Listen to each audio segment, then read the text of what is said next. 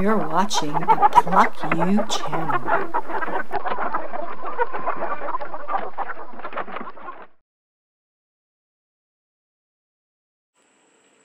Alright, so this next one is called Spirit of the Blues. It's a very personal tune for me. It kind of documents my personal journey playing the blues. And it also, you know, tips the hat to some of the artists who have most influenced me as a musician. I grew up in Michigan and upstate New York, and then moved to Chicago after college.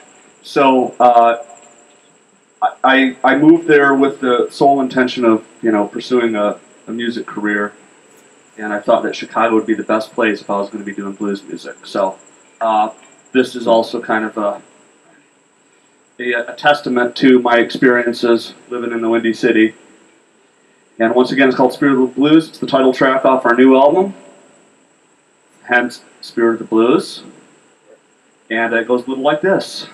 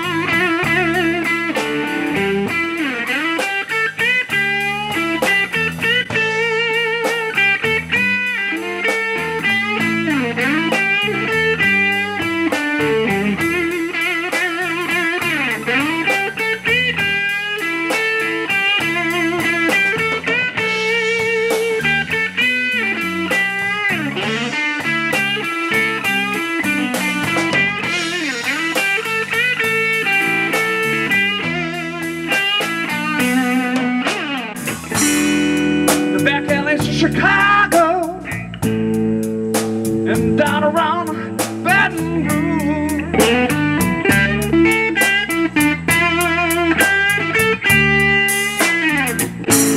great state of Texas, in Kansas City too.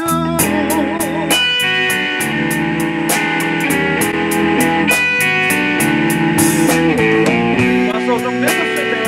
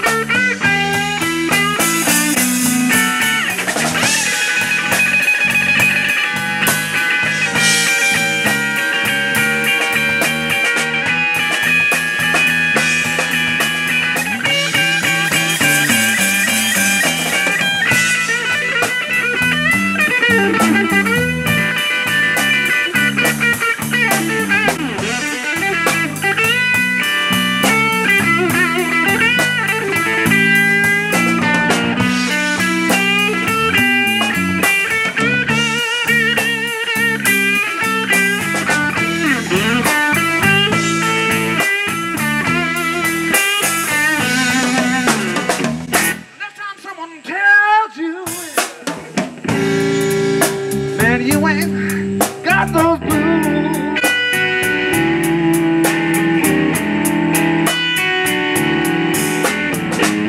Every time someone tells you, yeah, man, you ain't paid your dues.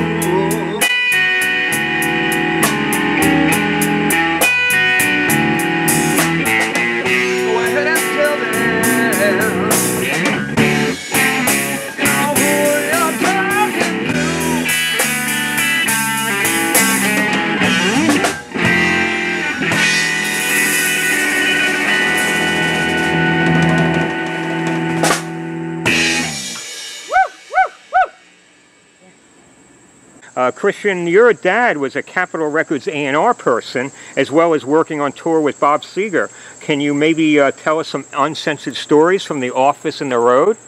Well, unfortunately, I was too young to witness any of the more extreme examples of debauchery. However, my dad was a radio promoter for Paramount Records. I always thought it was Capitol, but he corrected me recently and said it was Paramount Records. I don't think they exist anymore anyway, so no harm, no foul, I suppose. But yeah, he was the road manager for Bob Seger for a while back in the 70s. And I have heard a story indirectly through my mother about one of the radio executives coming over to our house to write my dad a check, a payroll check, and I guess that he was so high on cocaine that he had to write the check lying on the living room floor in his white suit. I thought that that was a really fascinating That's awesome. situation, but my mom wasn't very approving, so oh well, her loss. Now, for the musicians watching this segment, can you describe briefly your instruments? Well, I play the guitar, and it's a 6-string instrument. I think roots in Italy from sometime in the 1600s, maybe Spain. Chris plays the drums. Alex plays the bass. You guys can elaborate. Today I'm playing just a Yamaha 4-piece kit, Club Custom. It's a great drum set. I love Yamaha drums, and I'm primarily a Zildjian cymbal user for the most part. I think they sound great. But, you know, I'll change up my gear depending on the gig and the time and the place and the particulars of the time. So sometimes I'll play another drum set, sometimes I might play other cymbals. But for today, these Yamahas are sounding really nice, so yeah, I'm liking them. Yeah, I currently play, like, I'm a Fender guy, but I also have Stingrays, things like that. Today I played a Fender Jaguar Squire bass, which actually for $200 was like a really awesome buy. Sounds great. It's got everything I need for it, and I play whatever strings are the cheapest. So is today's beer cheap, or is there a really higher quality beer that you usually swallow? Well, I personally like PBR, and you know, people trash talk PBR, but you know, PBR gives you a hangover like no, you know, forget the hangover. We're talking about flavor here, all right? That ain't flavor. Because What are you talking about? My producer Brian Leach on the record. Wait, that's no relation to the Brian Leach #2 in the New York Rangers that won the 1994 Stanley Cup? I would be highly suspicious. It would be really awesome if it was, but no. Yes. But anyway, my producer Brian, who actually did a great job on the record, he's a big beer drinker. And he swore by PBR, and I'm like, what are you talking about, man? That stuff is like, you know, the cheapest stuff you can buy. And he's like, well, he's got some German buddies who are big beer fans, and they came over to the U.S. to write a book on American beers. And of all of the beers they sampled, PBR was on their top 10 list. And they basically said it's an excellent crisp Pilsner In Germany? for a surprisingly low price. So I swear by PBRs now, but you've got some bets going on here, and this is not bad either. No, we aim to please here at the Radio Free NY I look at it, Brewery. if I didn't have to buy it, it's good. Right. See, he's all about cheap. Right. Alex is all about I'm cheap. a professional musician. We don't make no money. Now, what's the best pizza in Chicago? Oh, no, That's a hot topic right there. you don't want a bloodbath in the backyard, do you? Right. I would say Pequods. I would say Aurelio's. I have to go with my friend Alex here and say Aurelio's too. Well, remember, these guys are cheap. No, So, Aurelio's you know. ain't no cheapness. Well, it might be expensive for a regular slice, but far as I'm concerned, and I'm not endorsing anyone, but Artichoke Pizza, a bunch of locations in New York City, doesn't get much better than that. All right. Well, and that being said, the debate comes down to deep dish versus thin crust. That's right. And I've seen people getting fights over Yeah, this. well, call me a traitor, but I have to say that I think New York pizza takes the prize. You know what? Well. You might remember in Boston, remember Little Stevie's? Oh yeah. There was a New York style pizza place like two blocks from the school. It was the only place open at like 2 a.m. when you're doing sessions. And you walk in, and of course Little Stevie is like this 450-pound like guy from Brooklyn. And he's like, it has like one light bulb in the ceiling in the whole place. And you get a whole slice of pizza, like the size of this thing, for like $1.50. It was the best pizza This was in ever. Boston? Yeah. Alex and I, although we were there at separate times, we were both students and graduates of Berklee College of Music. And yeah, there's a couple good New York pizza slots, you know, right, you know, positioned very close to the school to take advantage of all the students there. And especially like music students who are like doing sessions at 3 a.m. and they're high as hell and there ain't nothing open. yeah. Little Stevie's is the best pizza on planet Earth. Yep. And the funny thing is, I remember when I did my senior recital, the week after I did my senior recital, one of my percussion teachers at the time was a very famous New York drummer by the name of Bobby Sanabria, who was very big on the Latin jazz scene in New York.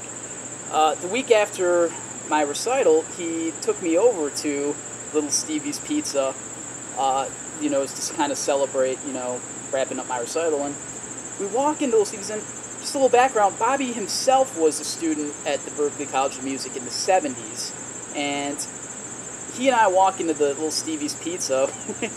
we order a couple slices and we sit down, and he's looking at the woman behind the counter, and we sit down, and he just looks at me and goes, "She was working here when I was a student."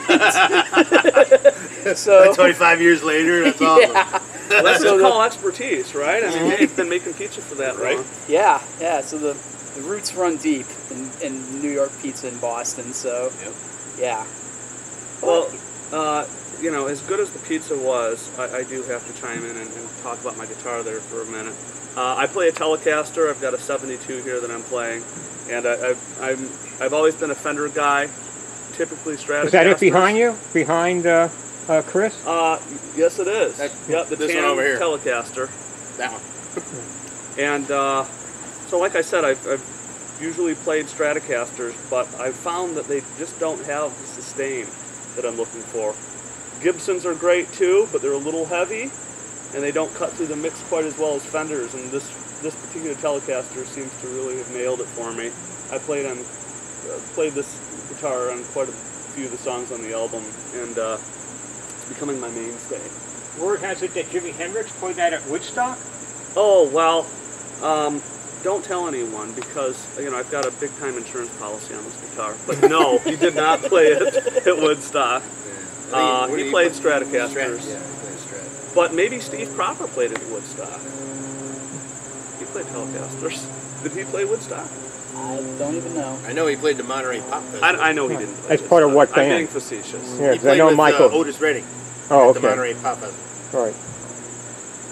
And the last question is really putting you guys on the spot here. This is the last question, but it really has to do with the fact that though your new CD are all original compositions, since you have been inspired by some exceptional musicians from the past, would you be able to perform a cover song that we might be familiar with, or actually even better than that?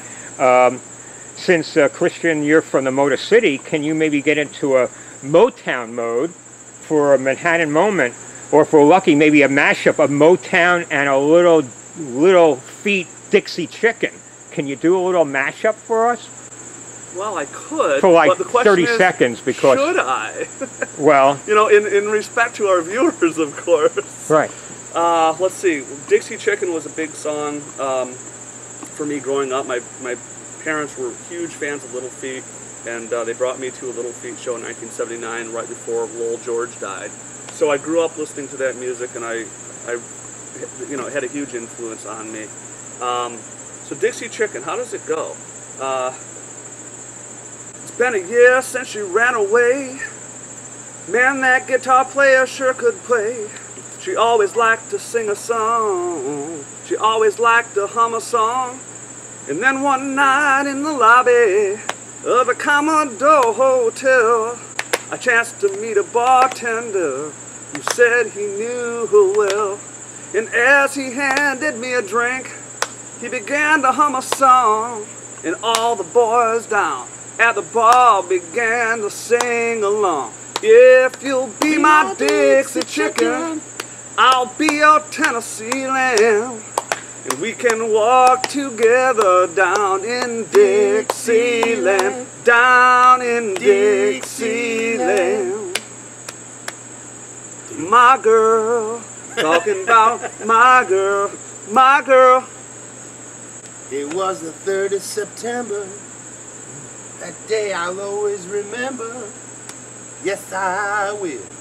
'Cause that was the day when my daddy died. I'm doing fine on cloud 9. Ooh, one more time, I'm doing fine on cloud 9. That's all I got, folks.